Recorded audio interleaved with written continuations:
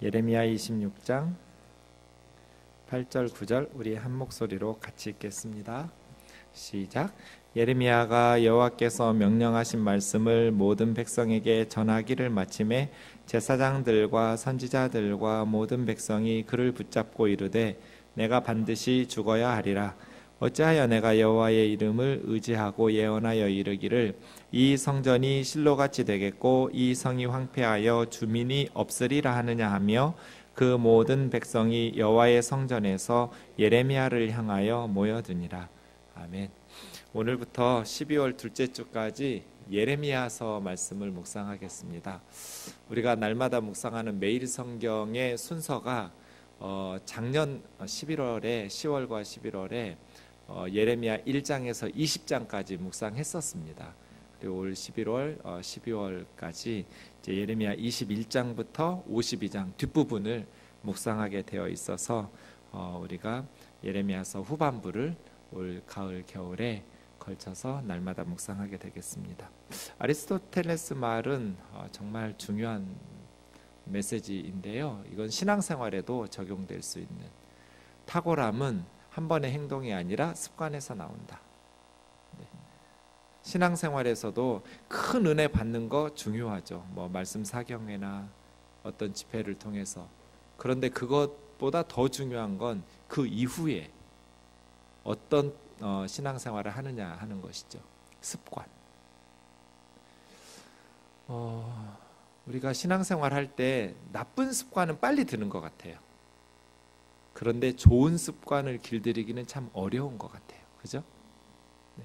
신앙생활의 좋은 습관 중에 기도하는 습관, 또 날마다 말씀을 묵상하는 습관, 밥을 먹듯이 그렇게 영의 양식인 하나님의 말씀을 날마다 묵상하는 이 큐티의 습관이 우리 청년들에게 반드시 꼭 필요한 좋은 습관인 것 같습니다. 날마다 우리가 매일 성경을 묵상하면서 하나님과 만나는 그러한 시간들이 있기를 원하고, 그렇게 하면 성경 전체를 6년에 한 번씩 한 장도 빠뜨리지 않고 다 함께 볼 수 있어요. 모든 성경을 6년에 한 번씩 매일 성경의 순서에 따라서 묵상하다 보면 전체를 볼 수 있어서, 특히 요즘은 성경에 대한 편식이 심한 것 같아요. 목회자들로부터 그냥 익숙한 신약 성경 부분은 많이 설교되어지고 또 우리가 잘 배우는데 구약 부분이나 또 평소에 잘 보지 않는 성경들은 이렇게 접하기가 쉽지 않은데, 매일 성경을 보다 보면 모든 성경, 특히 구약 성경을 많이 우리가 묵상하게 되니까 신약을 이해하는 데 있어서도 훨씬 더 유익하고 좋은 점들이 많이 있는 것 같습니다. 이제 예레미야서 말씀을 올 겨울까지 볼 텐데요. 성경에서 가장 긴 성경이 예레미야예요. 장절 구분은 후대에 성경을 인쇄하는 사람들이 나눈 거예요. 저자들이 직접 장절 구분을 한 게 아니에요. 장절 구분으로 보면 시편이 150장이 있으니까 제일 긴 것 같지만, 그 다음 긴 게 이사야가 66장이고 예레미야가 52장이니까 예레미야보다 이사야나 시편이 더 긴 성경 같지만 사용된 단어의 숫자를 보면 예레미야가 압도적으로 많아요. 그래서 성경에서 가장 긴 성경이 예레미야예요. 예레미야서의 말씀들을 이렇게 살펴볼 때인데, 예레미야서는 선지서죠. 구약 성경을 네 부분으로 나눌 수 있어요. 오경, 역사서, 시가서, 선지서. 오경을 어떻게 한 장르로 문학적으로 말하기가 좀 어려워요. 그래서 그냥 성경학자들이 오경 이렇게 불러요. 토라. 그 안에는 역사도 들어있고 법률도 들어있고 기행문도 들어있고 여러 가지 형태의 문학적 기교들이 들어있어서 그냥 오경 이렇게 불러요. 창출, 내민, 신. 그 다음 구약의 역사가 나오죠. 신약의 역사서는 한 권이에요. 사도행전. 구약의 역사서는 많죠. 여호수아에서부터 에스더까지.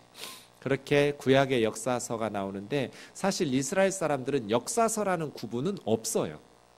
역사서를, 우리가 부르는 역사서를 이스라엘 사람들은 선지서라고 불러요. 그럼 우리가 이사야나 예레미야나 이런 선지서하고 역사서도 선지서라고 하면 어떻게 연결이 되나 싶지만 이스라엘 사람들 생각은 구약의 역사는 선지자의 메시지와 똑같다. 그러니까 전 역사서 전 선지서 후 선지서 이렇게 불러요. 우리가 역사서라고 부르는 성경들을 전 선지서라고 불러요. 그 역사서는 하나님의 메시지가 담겨져 있는 선포, 말씀의 선포라고 보는 거죠. 그게 좀 더 정확한 것 같아요. 그 다음 시가서는 시와 노래죠. 욥기, 시편, 잠언, 전도, 아가서. 그 다음 이제 이사야부터 선지서인데요. 선지서는 대선지서, 후선지서 이렇게 나누는데 우리가 묵상할 예레미야는 대선지서에 포함되어 있죠. 두 번째 대선지서. 대선지서와 후선지서를 구분하는 기준은 기록된 성경의 분량이에요. 길면 대선지서, 대선지서를 기록한 선지자는 대선지자. 성경의 분량이 짧으면 소선지서, 호세아부터 말라기까지 12개인데요.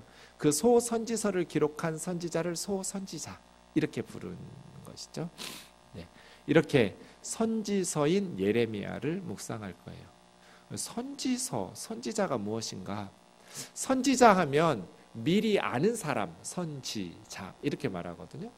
근데 라비라는 이 히브리 말은 사실은 정확한 의미는 알 수 없지만 성경학자들은 부르다라는 동사의 수동태로 봐요. 부름 받은 사람, 하나님의 부르심을 받은 사람, 선지자라고 우리가 번역한 나비죠.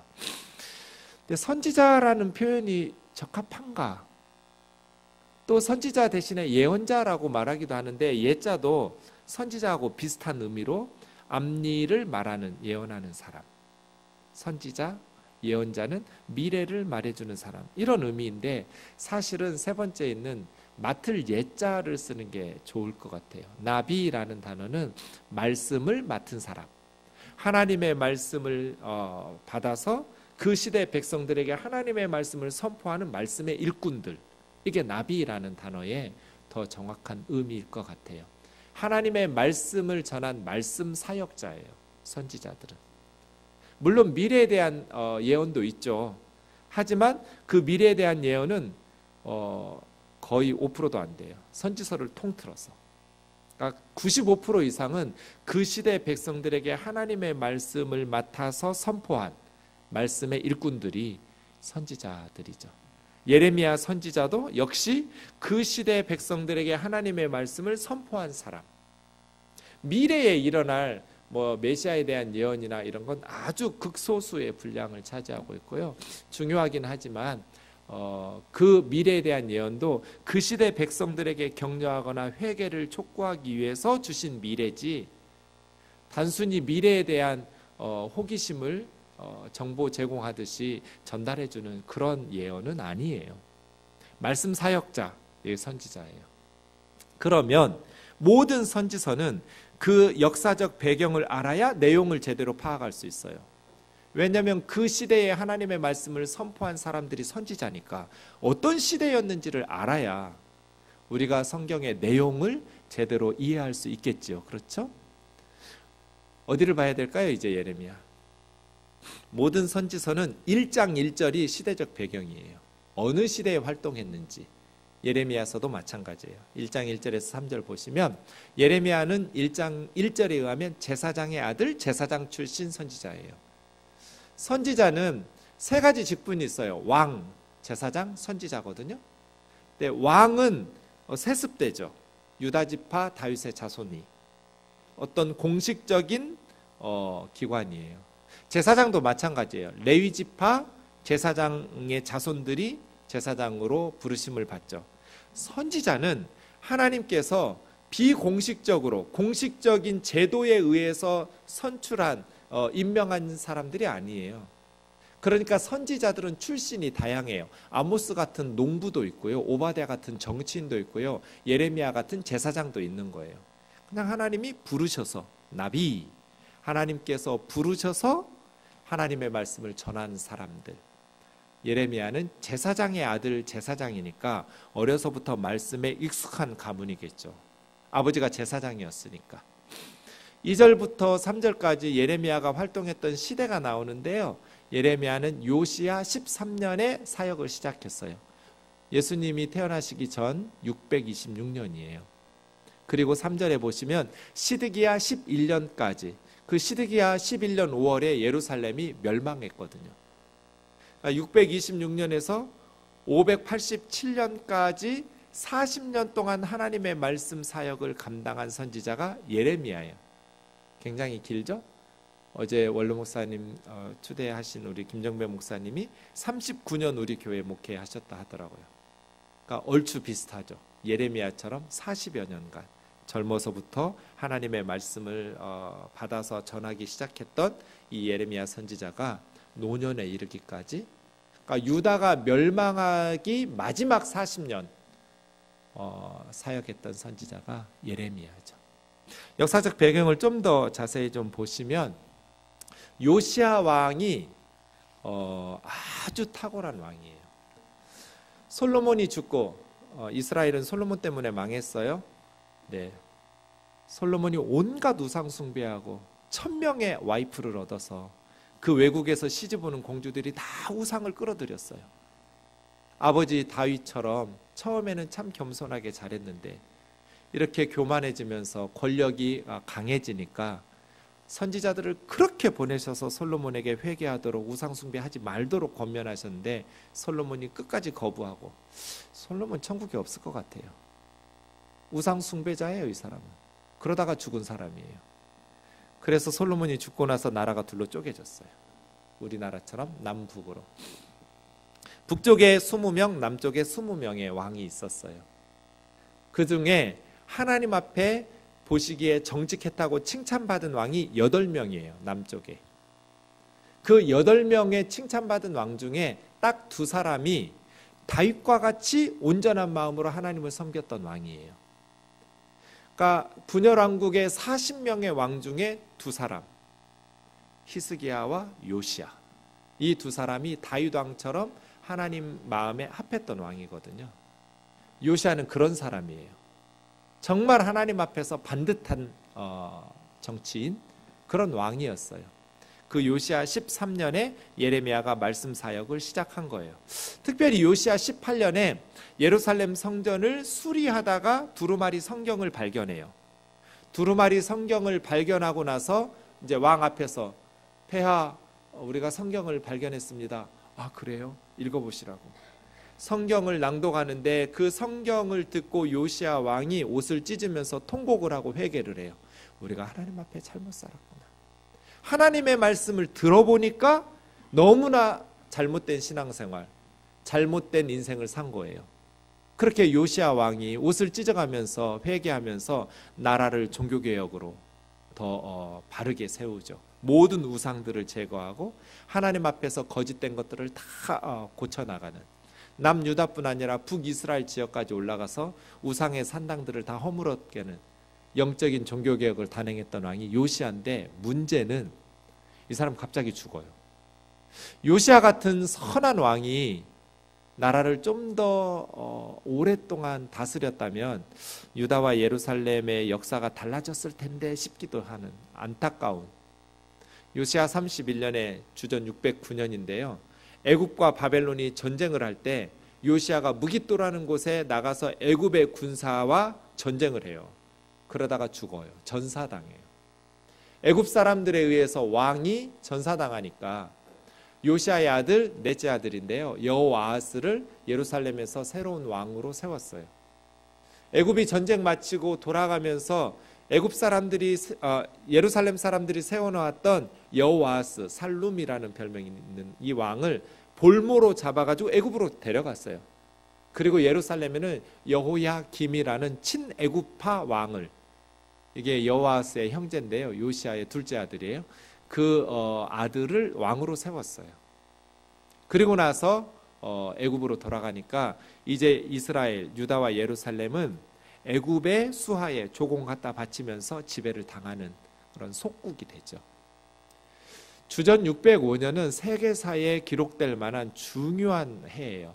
이때 이제 갈그미스라는 데서 아수르를 제압하고 새롭게 세계 강대국이 된 바벨론과 전통적인 강대국이었던 이집트가 갈게미스에서 붙어요. 그때 바벨론이 이겨요, 애굽을. 그래서 이제 이스라엘은 애굽의 소나기에서 벗어나서 바벨론의 지배를 받아요.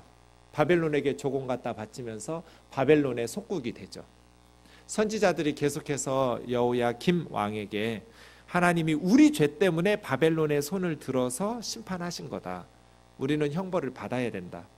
근데 여호야김이 말을 안 들어요. 선지자들의 말을 안 듣고 바벨론에게 반역을 해요. 조공 끊고 군사적으로 반란을 일으키면서 바벨론의 군대가 예루살렘에 쳐들어오죠. 그리고 여호야김을 쇠사슬로 묶어서 바벨론으로 끌고 가요. 그리고 예루살렘의 사람들이 여호야긴이라는 여호야김의 그 아들을 새로운 왕으로 세웠는데 그 아들까지 바벨론으로 3개월 만에 데리고 가면서 시드기야라는, 이 시드기야는 요시아의 아들이에요. 그러니까 요시아의 아들 3명이 왕이었어요. 여호아스, 여호야김, 시드기야. 이게 마지막 예루살렘의 왕이 시드기야예요. 그 시드기야 11년 4월 9일에 예루살렘은 무너지게 된 것이죠. 바벨론에 의해서. 그러니까 예레미야가 사역하던 상황이 저래요. 오늘 본문의 상황도 그렇고요. 국가적인 위기 상황에서 이스라엘은 어떻게 말로 표현할 수 없을 만큼 계속해서 애굽의 지배를 받다가 바벨론의 지배를 받다가 전쟁에서 왕을 끄집어가고 마지막 시드기야가 죽는 장면은요, 52장 예레미야서에 나오는데요. 10절에 14절 보시면 왕 앞에서 왕자들을 죽였어요. 바벨론 왕이. 그리고 모든 고관들, 고위 관료들도 다 죽였어요. 그리고 왕 시드기야의 2눈을 뽑았어요. 시드기야는 산채로 2눈이 뽑힌 왕이에요. 노사슬로 묶어서 바벨론으로 시드기야를 끌고 가서 감옥에 쳐넣었어요. 나라가 망한 때 철했어요. 12절에 보시면 예루살렘 성전 불살라지고 왕궁 불살라지고 모든 예루살렘의 고관들의 집 다 불살라지고 예루살렘 사면의 성벽 다 허물어지고 이때가 시드기야 11년 5월에 있었던, 이게 이제 예레미야가 목도했던 국가의 멸망이죠. 당연히 예레미야는 그 어떤 선지자보다 가슴 치면서 말씀을 전하겠죠. 40년 동안. 제가 볼 때는 이 예레미야는 마지막 예루살렘과 유다 백성들을 멸망시키고 싶지 않으신 하나님의 선물 같은 선지자예요. 예레미야의 사역을 통해서 예루살렘이 회개하고 돌아왔다면 바벨론에게 망하지 않았을 거예요.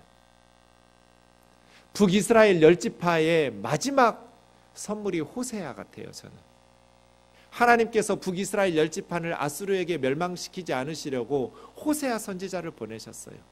호세아는 고멜이라는 그 음란한 여인과 결혼하는 가정생활을 통해서 하나님의 사랑이 얼마나 뜨거운지 이스라엘 백성들에게 말씀을 전했는데, 북이스라엘 백성들이 호세아 선지자의 메시지를 듣고도 회개하지 않아서 아수르에게 100년 전에 망했거든요. 지금 100년 전에 망한 후에 이제 예레미야 선지자가 남쪽 유다 2지파에게 하나님 말씀을 전하기 시작하는데, 유다 백성들에게 40년 동안 눈물로 하나님의 말씀을 전했지만 예루살렘과 유다 백성들은 듣지 않고 멸망하게 된 거예요. 예레미야를 눈물의 선지자라고 불러요. 그리고 예레미야는 애가가 붙어 있는데 예레미야 애가에 보면 얼마나 이 선지자가 많이 울었는지 눈이 상했어요. 눈물 때문에 눈이 상해버렸어요. 창자가 끊어지는 것 같고 내 간이 땅에 쏟아졌고 백성들이 멸망하는 것 때문에 내 눈에는 눈물이 시냇물처럼 흐르는데 그 흐르는 시냇물과 같은 눈물이 그치지 않고 쉬지 않고, 이게 예레미야의 고백이에요. 울면서 하나님의 백성들에게 말씀을 전했는데 끝끝내 하나님의 백성들은 예레미야 선지자의 말씀을 듣지를 않았어요. 그런 예레미야서, 유다와 예루살렘의 멸망의 성경을 보면서 올 가을과 겨울 초반까지 하나님께서 우리에게 주시는 음성을 들을 수 있기를 원합니다. 모든 성경은 전체적인 구조를 파악하면서 본문으로 들어가는 것이 좋습니다. 예레미야서의 구조는 저렇습니다. 7가지로 나눌 수 있어요. 역순이에요. 1장은 하나님께서 예레미야를 선지자로 부르시는 소명의 내용이 나오고요. 2장부터 25장까지 하나님의 백성 유다와 예루살렘의 죄에 대한 심판의 메시지예요. 그리고 오늘 우리가 볼 26장에서부터 29장까지는 예레미야가 하나님의 말씀을 전함으로 순환을 당하는, 그리고 나서 네 번째가 중심에 위치하고 있는데요, 하나님의 백성들의 구원에 대한 메시지가 30장에서 35장까지 나오고, 그 구원에 대한 메시지가 끝나면 예레미야의 순환이 두 번째로 다시 나와요. 36장에서 45장까지. 그 예레미야의 두 번째 순환이 끝나면 이제는 이방 백성들의 심판에 대한 메시지, 열방의 심판이 46장에서 51장까지. 마지막 52장은 좀 전에 잠깐 살펴보았지만 역사적인 기록으로 예레미야서가 마무리되고 있어요. 전체적인 구조를 보면 지금 내가 어떤 부분을 읽고 있는지, 묵상하고 있는지를 파악하실 수 있겠죠? 지금 우리는 3번 예레미야의 첫 번째 순환기에 대한 말씀 26장을 살펴보고 있는 거예요. 자, 오늘 말씀 먼저 8, 9절만 읽었는데요, 1절에서 24절까지 다 봐야 되거든요. 1절에서 9절까지를 좀 설명드리면서 보겠습니다. 유다의 왕 요시아의 아들 여호야김이 다스리기 시작한 때, 이때가 언제예요? 주전?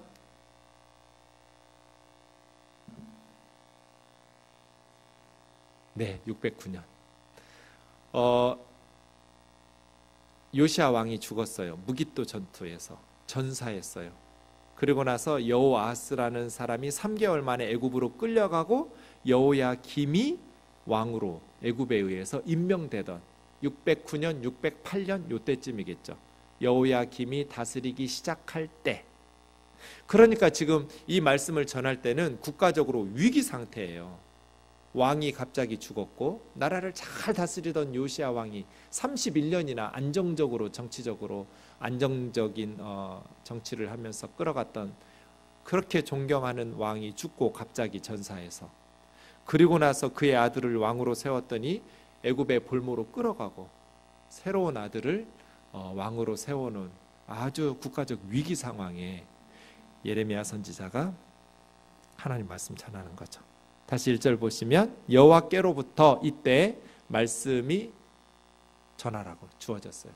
2절 보시면 여호와께서 이같이 말씀하시니라, 너는 성전의 뜰에 서서, 예루살렘 성전 뜰에 서서 예배드리러 오는 사람들에게 말씀을 전하라는 거예요. 그러니까 지금으로 하면 주일에 예배당 입구에 서서 예배드리러 오는 성도들에게 이 메시지를 전하라, 이런 의미겠죠? 예레미야야, 성전 뜰에 가서 온 유다 지역에서 예배드리러 모이는 모든 사람들에게 내 말을 전해라. 모든 말을 다 전하되 한마디도 빠뜨리지 말고 내가 너에게 시키는 모든 말씀을 다 전하라는 거예요. 어떤 메시지인지 3절에 보시면 그 메시지를 전하는 이유가 그들이 듣고 혹시 그 악행에서 돌이켜 회개할까 봐 전하라는 거예요. 그러니까 예배드리러 오는 사람들이 너의 메시지를 듣고 혹시라도 그들이 악한 길에서 회개하고 돌아올 거다. 만약에 내 백성 유다 예루살렘 백성들이 선지자의 말씀을 듣고 악한 길에서 회개하고 돌이키면 내가 그들에게 재앙을 내리려고 하는 나의 생각을 바꿀 거다. 그러니까 하나님께서 예레미야에게 성전 뜰에 서서 예배드리러 오는 사람들에게 하나님의 말씀을 전하라고 말씀하시면서 그 전하는 목적을 3절에 두었어요. 그들이 너의 말을 듣고 혹시라도 악한 길에서 돌이키면 내가 재앙을 내리지 않아도 되니까 전하라는 거예요. 4절이요.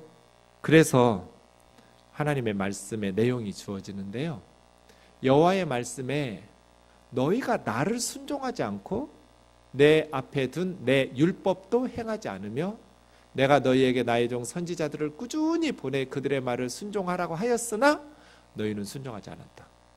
성전에서 이렇게 전하라는 거예요. 너희는 나에게 순종하지 않았고 내 율법을 준행하지 않았다.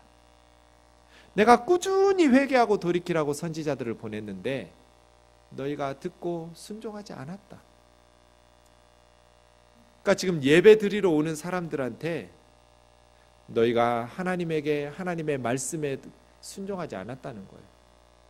그래서요 6절 내가 이 성전을 실로 갖게. 실로는 북이스라엘에 멸망한 처음에 여호수아가 요단강 건너서 가나안 땅에 입성했을 때 이 언약궤를 실로에 두었어요.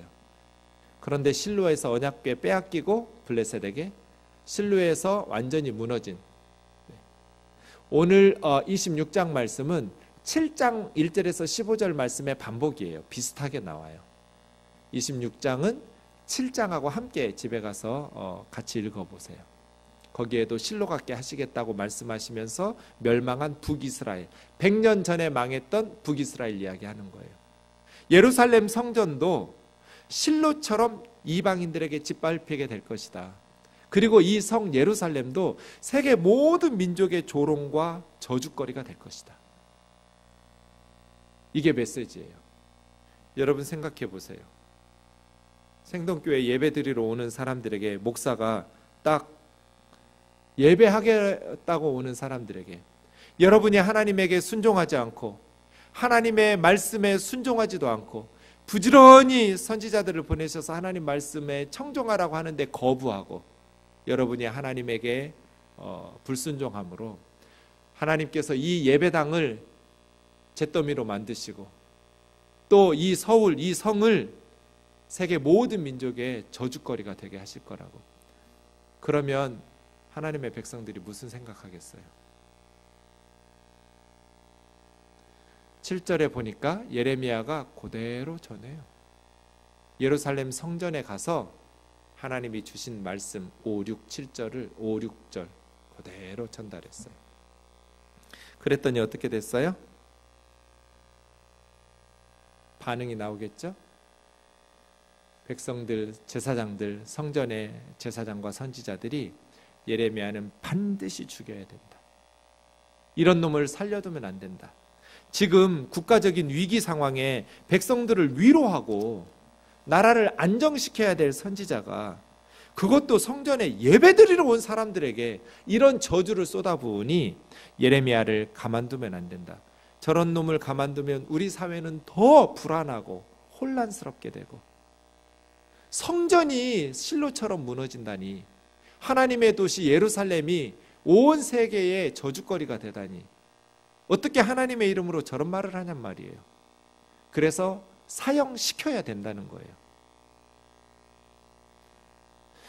그리고 9절 어찌하여 여호와의 이름을 의지하고 이 성전이 실로같이 되고 이 성이 황폐하여 주민이 없게 된다고 하느냐. 이에 대해서 10절에 보면 이제 왕궁에서 고위 관료들도 나와서 재판을 시작합니다. 그리고 나서 대개 성전이나 대문, 성문 앞에서 재판하거든요. 공식 재판이 시작된 거예요. 피고 예레미야 선지자를 두고. 그리고 모든 백성들이 결정을 내린 것이 사형. 예레미야는 죽는 것이 합당하다.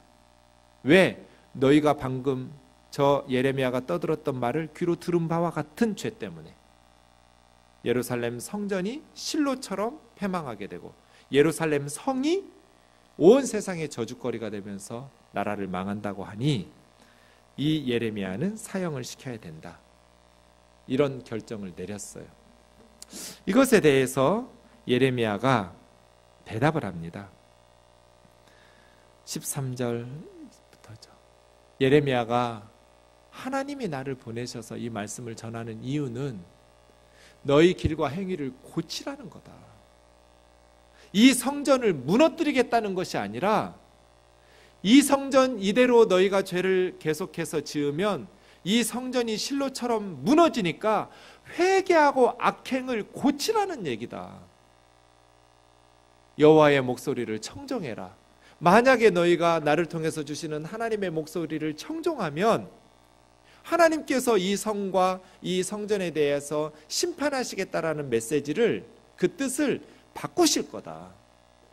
하나님의 말씀을 듣고 돌이키라는 거예요.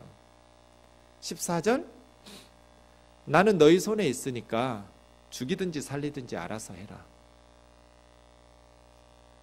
내 생명이 지금 살고 죽는 게 중요한 게 아니다. 내가 살고 죽는 게 중요한 게 아니라 나라 망한다, 성전 무너진다, 나는 너희 권력을 가지고 있는 왕궁의 고위 관료들이 나오고 제사장과 선지자들이 다 모여서 백성들이 에워싸서 예레미야 죽이겠다고 하는데 어떻게 살아나요? 생존 가능성 제로죠. 내 생명 너희 손에 있으니 너희들 좋은 대로 해라.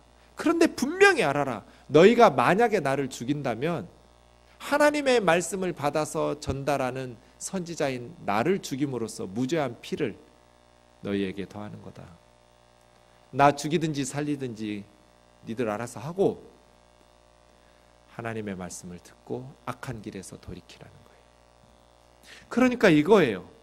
7장에서도 보시면 이스라엘 백성들의 악한 죄가, 세상에서 살아가면서 짓는 악행이 예배당에 나와서 안식일에 예배드림으로 덮을 수 없다는 거예요. 세상에서 온갖 못된 짓, 고아와 과부를 압제하고 연약한 자들을 착취하고 억압하고 거짓말하고 간음하고 살인하고 이 모든 죄를 안식일에 거룩하게 성전에 나와서 예배드리는 것으로 다 덮을 수는 없다. 하나님 앞에 살고 싶으면 그 악한 행동을 고치라는 거예요. 간음 그만하고 살인 그만하고 연약한 고아와 과부들을 억압하고 착취하는 짓 그만하라는 거예요. 그렇게 악한 길을 돌이켜 회개하는 것만이 너희가 이 성전에서 영원히 살 수 있는 유일한 길이다. 세상의 죄악을 예배로 덮으려고 하지 마라. 이게 하나님의 메시지.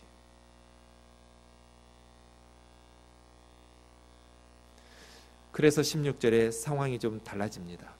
고관들이 제사장과 선지자들과 달리 백성들에게 말하기 시작합니다. 이 사람이 우리 하나님 여호와의 이름으로 우리에게 말하였으니 죽일 만한 이유가 없다. 지금 공식 재판 중에 사형 언도를 내렸거든요. 반드시 죽여야 된다. 예루살렘 성전과 예루살렘 성에 대하여 악담을 쏟아부었으니까. 어떻게 성전에 대해서 이렇게 말할 수가 있는가? 어떻게 제사장들과 선지자들에 대해서 이렇게 악담을 쏟아부을 수 있는가? 그런데 고관들이 사형을 번복시켰어요. 죽일 만한 이유가 없다. 그러자 17절에 제사장과 선지자도 아니고 고위 관료들도 아닌 제3의 그룹인 장로들, 원로들이에요. 나이 지긋한 지방의 장로들 중 몇 사람이 백성들에게 말하기 시작했어요. 유다 왕 히스기야 왕 때 100년 전에 히스기야 왕 때 미가 선지자가 예루살렘 성전과 예루살렘에 대해서 저 예레미야 같은 메시지를 전했다. 시온은 밭 가는 경작지처럼 황폐하게 되고 예루살렘이 돌무리가 되면서 성전산도 숲처럼 폐허가 될 것이라고. 미가서 5장이거든요. 미가 선지자가, 미가서 3장 12절이에요. 미가 선지자가 저렇게 예루살렘과 성전에 대해서 저주의 메시지를 선포했을 때 100년 전 히스기야 왕과 백성들이 미가 선지자를 죽였느냐? 죽이지 않았거든요. 오히려 히스기야 왕은 하나님의 말씀을 듣고 두려워하면서 하나님 앞에 회개하고 눈물로 간구할 때 하나님께서 선지자를 통해서 선포했던 재앙에 대해서 뜻을 돌이켜서 히스기야 때 북이스라엘 10지파가 망했거든요. 그리고 북이스라엘 10지파를 멸망시킨 아수르가 예루살렘도 에워쌌어요. 18만 3천 명을 데리고 와서 에워쌌단 말이에요. 세계 최강대국이 조그만 나라 예루살렘을 에워싸면 예루살렘의 생존 가능성은 없어요. 그때 히스기야가 선지자들의 말을 듣고 나라 망한다. 예루살렘이 돌무더기가 될 것이다. 수풀이 우거지는, 잡초가 우거지는 폐허가 된다라는 미가 선지자의 말씀을 듣고 하나님 앞에 두려움으로 회개하고 뉘우치고 악행을 고치고 돌이켰을 때 하나님께서 선지자를 통해서 선언했던 예루살렘과 성전의 멸망이라는 재앙에 대해서 뜻을 돌이키지 않았냐. 지금 동일한 상황인데 만약에 우리가 저 예레미야를 죽이면 우리에게 큰 해를 스스로 입히게 될 것이다. 이게 장로님들 몇 사람이 그 성문에서 재판하는 과정에서 했던 얘기예요. 그 다음 20절부터 24절 마지막 보시면 또 다른 이야기를 하는데, 지금 여호야김 때예요. 여호야김 때 스마야의 아들 우리야가 예레미야의 말과 같이 이 성과 이 땅 유다에 대해서 경고하여 예언하매 여호야김 왕과 그 모든 용사들이 그를 죽이려고 했다. 우리야 선지자를 죽이려고 해서 우리야 선지자가 무서워서 애굽으로 도망갔어요. 그랬더니 여호야김 왕이 사람을 애굽까지 보내서 잡아오라고 그랬어요. 외국으로 도망간 선지자를 끌고 와라 해서 몇 사람이 애굽으로 가서 이 우리야 선지자를 데려왔어요. 그랬더니 이 여호야김 왕은 칼로 우리야 선지자를 죽였어요. 이놈이 감히 예루살렘 성전과 하나님의 도시 예루살렘에 대해서 악담을 쏟아부을 수가 있느냐고.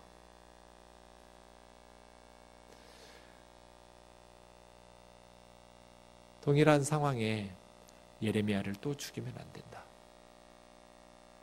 그래서 사반의 아들 아이감 서기관인데요, 고위직에 있었던 아이감이 예레미야를 내주지 못해서 백성들이 예레미야를 죽이지 못했어요. 이것이 오늘 말씀의 본문이에요. 사랑하는 형제 자매 여러분, 여기서 우리는 중요한 메시지를 깨달아요. 하나님의 메시지의 내용보다 중요한 것이 이 메시지의 내용을 하나님께서 주셔서 하셨냐 하지 않았느냐는 거예요. 어떻게 감히 목사님한테 그렇게 비판을 할 수가 있는가? 어떻게 감히 교회가 망한다고 선언을 할 수가 있는가? 이런 메시지의 내용보다 그 말씀이 정말 하나님께서 주신 말씀인가? 하나님께서 주신 하나님으로부터 온 메시지인가? 그 말씀의 권위가 더 중요한 거다. 그래서요, 사랑하는 형제 자매 여러분, 어떻게 감히 이 말을 사용하면 안 돼요. 교회 안에서 그 메시지의 내용이 정말 하나님의 말씀인 성경에 일치하는가, 일치하지 않는가, 이것이 하나님의 뜻인가, 하나님의 뜻이 아닌가, 이게 중요한 거예요. 어떻게 감히 주의 종에게, 어떻게 감히 제사장에게, 어떻게 감히 성전에 멸망한다고? 예레미야는 눈물의 선지자예요. 멸망을 원해서 전한 메시지가 아니에요. 눈이 상할 만큼 울면서 전하는 메시지예요. 왜? 회개하고 돌이키라고. 어떻게 감히 이런 소리를 할 수 있어요가 아니라 그 말씀이 사실인지 아닌지를 따져봐야 돼요. 어느 교회나 그런 성도들 때문에 개혁이 이루어지지 않았고, 어떻게 감히 목사님에게 그런 말을 할 수 있느냐 하는 성도들 때문에 말이에요. 생동교회가 하나님의 책망을 받는다면 제가 가장 큰 책임이 있겠죠. 담임 목사니까. 그런데 분명히 하나님께서는 선지자들을 보내시거든요. 하나님의 말씀을 전하는 선지자들을 보내셔요. 그런데 많은 성도들이 어떻게 감히 교회에 대해서 그런 말을 하고 어떻게 감히 목사님한테 그런 말을 하느냐 때문에, 그런 맹신도 성도들 때문에 하나님의 말씀이 들리지가 않아요, 교회에서. 그러다가 하나님의 징계를 받아서 한국 교회가 자멸하고 있어요. 이 장로님들처럼 지혜로워야 돼요. 히스기야처럼 겸손해야 돼요. 미가 선지자가 외쳤던 메시지는 예루살렘 성전이 무너졌으면 좋겠다는 게 아니에요. 무너지지 말라고 회개하라고 외치는 거예요. 히스기야처럼 그 말씀을 듣고 하나님을 두려워해서 우리 악한 것을 고치자 하면 하루아침에 아수르의 군대 18만 3천 명이 죽었어요. 전염병이 들었는지 헤로도토스의 역사책에 의하면 들쥐떼가 나타났대요. 그래서 하루아침에 당시의 최강대국 아수르가 패망하게 돼요. 예루살렘에 왔다가.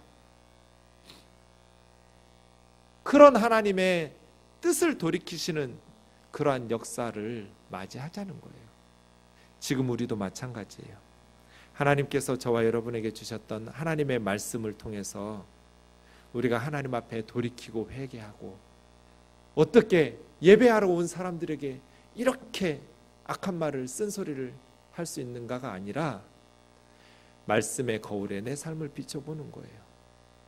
너희가 간음을 행하고 살인을 행하고 연약한 고아와 과부들을 착취하고 억압하고 우상을 숭배하고 점쟁이들 쫓아다니고 그렇게 온갖 불의를 행하면서 여호와의 성전에 왔다, 여호와의 성전에 왔다, 여호와의 성전에 왔다라고 말하면서 나는 구원받았다, 나는 구원받았다라고 말하지 말라는 거예요.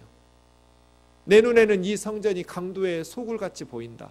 이게 다 7장에 나오는 메시지예요. 나는 여호와의 집에 왔다, 여호와의 집에 왔다, 그런 얘기 하지 마라. 나는 구원받았다, 나는 구원받았다, 그딴 소리 하지 마라. 세상에서의 죄악을 예배로 덮을 수는 없다. 하나님 앞에서 바르게 살아라. 그러면 이 성이 영원히 하나님 앞에서 복되게 유지되고 살아가게 될 거라는 거예요. 사랑하는 형제자매 여러분, 우리가 예배당에 와서 헌금을 많이 하고 거룩하게 기도하고 찬양하는 것으로, 예배하는 것으로 우리의 죄악을 덮을 수는 없어요. 유일한 생명의 길은 그 죄악을 회개하고 뉘우치고 돌이키는 거예요. 간음을 그치고 연약한 자들에 대한 억압과 착취를 멈추고 하나님의 말씀에 순종하면서 정직하고 바르게 살아야 우리 예배를 하나님께서 기뻐 받으실 수 있죠. 예레미야서 몇 구절 읽고 말씀을 마치겠습니다. 31장 20절입니다. 같이요, 시작. 에브라임은 나의 사랑하는 아들, 기뻐하는 자식이 아니냐. 내가 그를 책망하여 말할 때마다 깊이 생각하노라. 그러므로 그를 위하여 내 창자가 들끓으니 내가 반드시 그를 불쌍히 여기리라. 여호와의 말씀이니라. 이스라엘은 하나님이 사랑하는 아들이고 하나님이 기뻐하는 딸이에요. 하나님께서 기뻐하는, 사랑하는, 그러니 하나님께서 이스라엘 백성들을 책망할 때마다 깊이 생각하신대요. 그냥 즉석에서 즉흥적으로 책망하시지 않고 깊이 생각하시고 책망하신대요.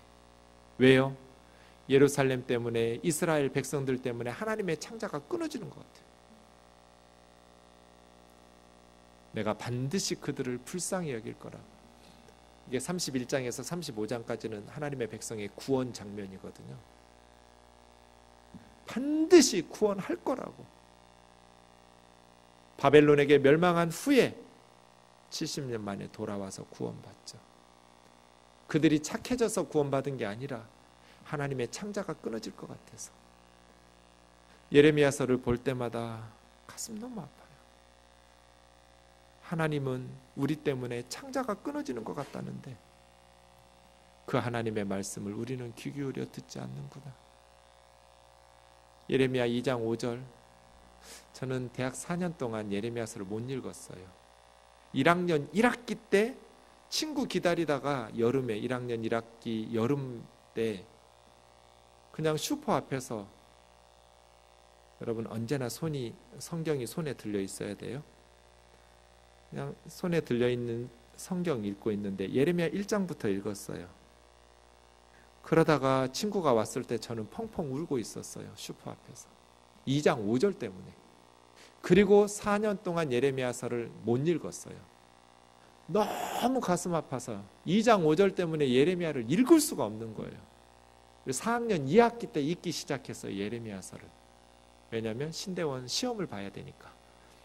신학대학원 시험에 성경 과목이 있거든요. 그때서 비로소 예레미야서를 다시 읽기 시작했어요. 거의 3년 반, 1학년 1학기부터 4학년 2학기까지는 예레미야를 못 읽었어요. 나 여호와가 이와 같이 말하노라. 너희 조상들이 내게서 무슨 불의함을 보았기에 나를 멀리하고 가서 헛된 것을 따라 헛되이 행하느냐. 하나님께서 내가 너희들한테 무슨 잘못했냐고, 너희들은 나에게서 어떤 불의한 것을 보았길래 나를 버리고 헛된 우상을 따라가냐고. 준경아, 내가 너한테 무슨 잘못을 했냐? 도대체 너는 나에게서 무슨 불의함을 보았길래 나를 멀리하고 헛된 것을 따라서 헛되이 살아가느냐? 얼마나 울었는지 몰라요. 이게 예레미야예요. 창자가 끊어지는 것 같아요.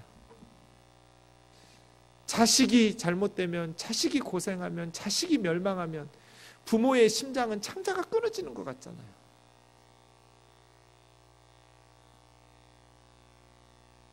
유다와 예루살렘 멸망시키기 싫어가지고 하나님은 선지자를 보내서 지금 몸부림을 쳤어요. 40년간의 마지막 발악하듯이 눈물의 선지자 예레미야가 하나님의 말씀을 전하는 거예요. 나를 죽이든지 말든지 니들이 알아서 하라고. 그런데 내가 이 말을 하는 것은 망하라는 것이 아니라 듣고 돌이키라는 거라고. 우리나라 망한다. 그래서 진짜 망했잖아요. 성전 불타고 왕궁 불타고 왕 두 눈 뽑히고. 하나님의 말씀을 듣고 하나님 앞에 회개하고 돌아와서 거룩한 백성, 하나님의 자녀답게 살아가는 저와 여러분 되기를 주의 이름으로 축원합니다. 하나님의 말씀은 확정된 미래를 선포하는 게 아니에요. 18장 7절에서 10절 보세요. 어느 민족이든지 하나님께서 부수려고 했을 때 그들이 회개하면 재앙을 내리지 않으세요. 반대로 9절 10절처럼 하나님께서 복을 주시려고 했는데 그들이 악을 행하면 유익하게 될 것 같은 복을 주시지 않아요. 하나님의 말씀은 듣고 회개하라는 거예요. 그렇게 듣고 망하라는 게 아니에요. 언제든지 내가 듣고 싶은 말씀만 듣고, 어떻게 목사님한테 이런 말을 해, 어떻게 교회한테 이런 말을 해, 어떻게 예루살렘 성전에 이렇게 악담을 쏟아부어, 내가 듣고 싶은 말씀만 들으려고 하지 마세요. 한마디도 빠뜨리지 말고 성경의 모든 말씀을 듣고, 때로는 위로가 필요한 말씀들을 듣기도 하지만 때로는 예레미야와 같이 울면서 전했던 메시지를 듣고 악한 길에서 돌이키면 언제든지 하나님께서 우리를 용서하시고 사랑으로 안아주시고, 창자가 끊어질 것 같은 하나님의 아픔은 그치고 괜찮아 버선발로 달려가서 돌아오는 탕자를 껴안고 잔치를 베풀어 주시는, 덩실덩실 춤을 추면서 소를 잡아서 기뻐하시는 그 아버지와 같은 하나님은 우리의 하나님이라고 성경이 우리에게 가르쳐 주잖아요. 찬양하고 기도합시다.